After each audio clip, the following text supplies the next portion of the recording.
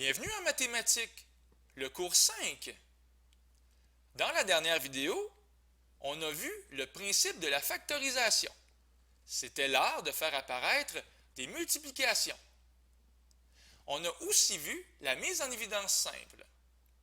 Attention, n'allez pas croire que vous êtes des champions et des professionnels pour la factorisation. Il reste une foule de façons de factoriser à voir au cours des prochaines vidéos. Par exemple ici, 4 termes, 4x2 plus 2xy plus 6 plus 3y. On pourrait peut-être se dire, je sais quoi faire avec ça, moi, une mise en évidence simple peut-être. Ici, il y a x, ici, il y a x. Mais malheureusement, x il est absent pour les deux autres termes. C'est comme s'il était parti en vacances. Même chose avec y. Il est ici, mais il n'est pas partout. Tout ça pour vous dire que souvent, la mise en évidence simple n'est pas possible.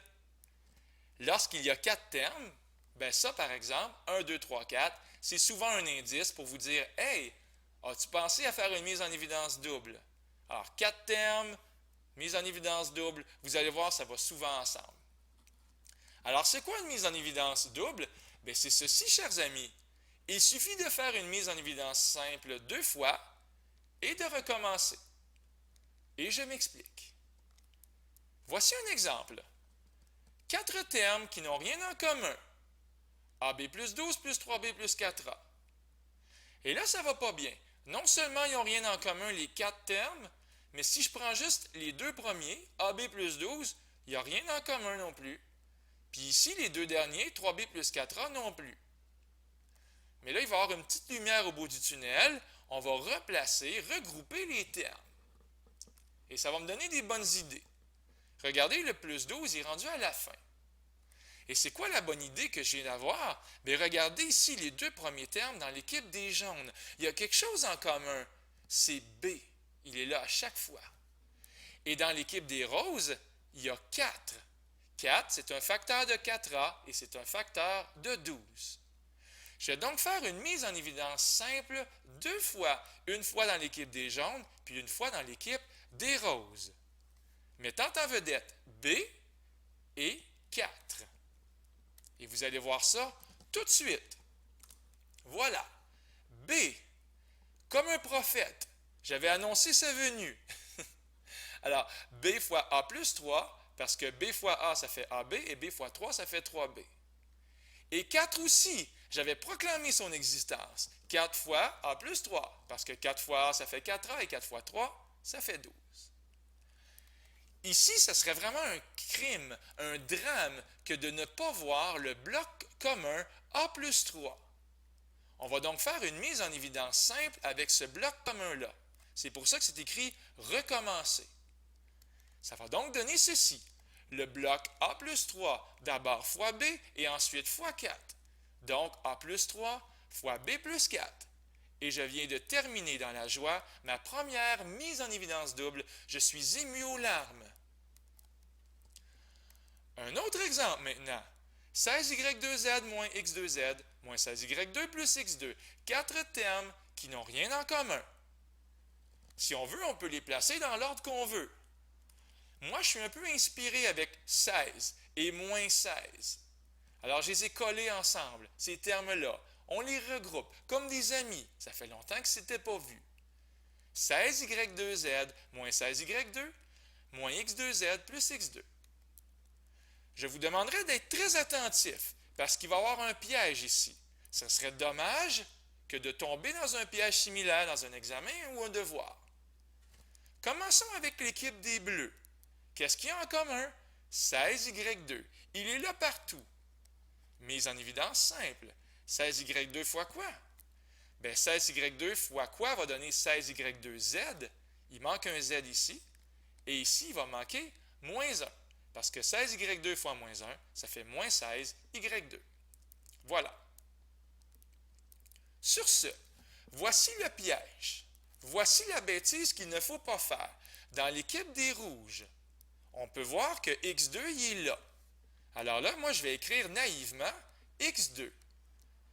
x2 fois quoi va donner moins x2z? X2 fois moins z. Et x2 fois quoi va donner x2? Je vais écrire plus 1. Est-ce que vous voyez le drame? C'est qu'on n'a pas le même bloc. Ici, j'ai Z-1 et ici, j'ai moins Z plus 1. Ça ne va pas bien. À la place de Z, on a moins Z. À la place de moins 1, on a 1. C'est comme si les signes étaient opposés. Mais dans ce temps-là, ce n'est pas la fin du monde. On peut se reprendre. Nous sommes encore vivants. Nous vivotons. Ici, c'est écrit plus x2. Bien, regardez ce que je vais faire pour corriger le tir. À la place d'écrire plus x2, je vais tout simplement écrire moins x2. Et là, je peux avoir le même bloc. Je peux avoir le même bloc z-1 sans être un tricheur. Et ça fonctionne vraiment, parce que moins x2 fois z, ça fait moins x2z, et moins x2 fois moins 1, ça fait bien x2. Est-ce que vous reconnaissez le bloc commun? Le bloc z-1, il est ici. J'ai le goût de le mettre en rose encore une fois. Je vais donc faire une mise en évidence simple avec le bloc commun z-1. Il est ici, z-1. Z-1 fois quoi? Fois 16y2 moins x2. Il est ici. En passant, un petit mot, un investissement pour l'avenir. Dans une prochaine vidéo, dans un cinéma près de chez vous, on va expliquer que 16y2 moins x2, c'est la même chose que 4y plus x fois 4y moins x. Ça s'appelle une différence de carré. On va voir ça bientôt. Et on poursuit. Ici, étant donné que vous êtes de bons élèves, de bons parents, de bons amis, de bons voisins, et peut-être aussi de bons extraterrestres, qui sait qui écoute mes vidéos, vous avez fait imprimer donc les notes de cours trouées. Sauf que cette section-là ici n'est pas trouée. Tout ce que vous avez à faire, c'est de prendre un bon jus, un bon biscuit, et de regarder ce qui est écrit et de dire « Ah, c'est donc bien beau, la mise en évidence double ». Je termine ma vidéo avec un petit avertissement. Il peut y avoir des combos. C'est quoi un combo?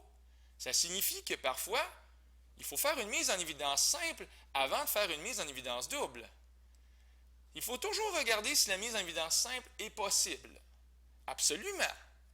Ça serait un peu dangereux de dire « Ah, je vois 4 termes, 1, 2, 3, 4, je suis un expert avec la mise en évidence double, donc tout de suite, on commence sur ce chemin-là. » Pourtant, prenez le temps de regarder.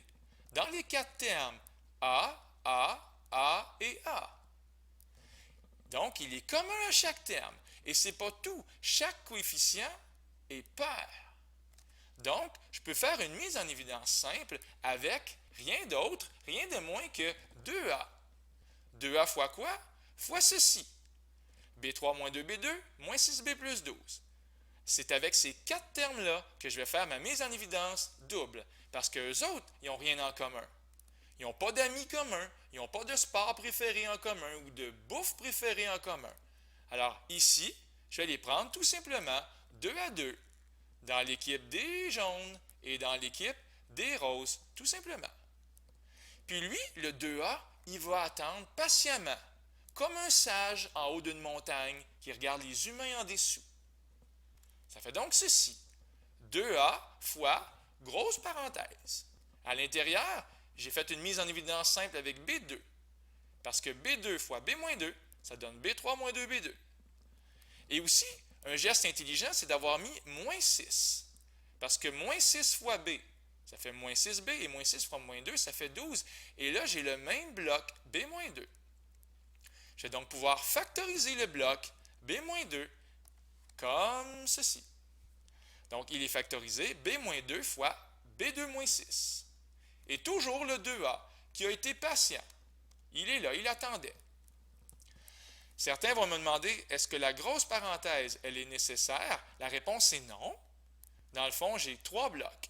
J'ai 2A, j'ai B2-6 et j'ai B-2. 3 blocs séparés par des multiplications. C'est vraiment de la belle factorisation qu'on vient de faire là. Puis l'ordre n'a pas d'importance. Quand on multiplie, ce n'est pas grave quel bloc qu'on écrit en premier. Donc, je rappelle mon avertissement. Il faut toujours vérifier si on peut faire une mise en évidence simple, comme ici, on l'a fait avec 2A. Toujours. Voilà, j'espère que la vidéo vous a stimulé. C'était Luc Allard pour le Collège Sainte-Anne qui vous dit à la prochaine.